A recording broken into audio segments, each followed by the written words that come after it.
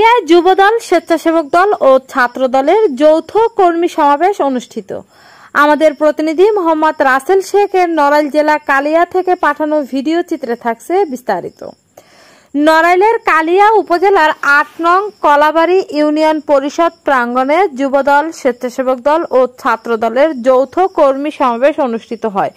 শুক্রবার ১ আগস্ট ২০২৫ বিকেল ৪টার সময় সমাবেশে প্রধান অতিথি হিসেবে উপস্থিত ছিলেন সৈয়দ মিজানুর রহমান, আহ্বায়ক নড়াগাতি থানা যুবদল মোহাম্মদ সাখাওয়াত হোসেন ঝুনু, সদস্য সচিব নড়াগাতি থানা যুবদল মেহেদি খন্দকার, সিনিয়র যুগ্ম আহ্বায়ক নড়াগাতি থানা স্বেচ্ছাসেবক দল সৈয়দ রাকিবুল ইসলাম মিশন, আহ্বায়ক থানা ছাত্রদল।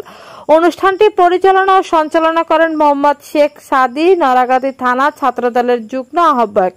সমাবেশে প্রধান বক্তা নড়াগাতি থানা যুবদলের সদস্য সচিব মোহাম্মদ সাখাওয়াত হোসেন ঝুনু বলেন, জননেতা তারেক রহমানের ৩১ দফা বাস্তবায়ন করতে যা কিছু করা দরকার তাই আমাদের করতে হবে।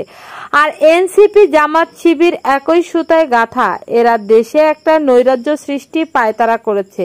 এরা আমাদের নেতাকর্মীকে নিয়ে কুরুচিপূর্ণ বক্তব্য দিচ্ছে। তাদের ওই বক্তৃতায় আমাদের নেতাকর্মীদের ধৈর্য ধারণ করতে হবে। কোনো প্রকার তাদের ষড়যন্ত্রে পাও দেওয়া যাবে না।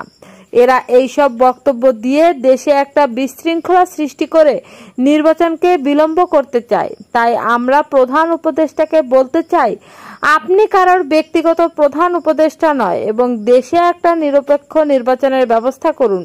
দেশের জনগণ এখন নির্বাচনমুখী। আপনি কাউকে পরোয়া না করে যত দ্রুত সম্ভব দেশে সুস্থ, নিরপেক্ষ এবং নির্দলীয়ভাবে একটা নির্বাচন জাতিকে উপহার দেন, যেটা ইতিহাস হয়ে থাকবে।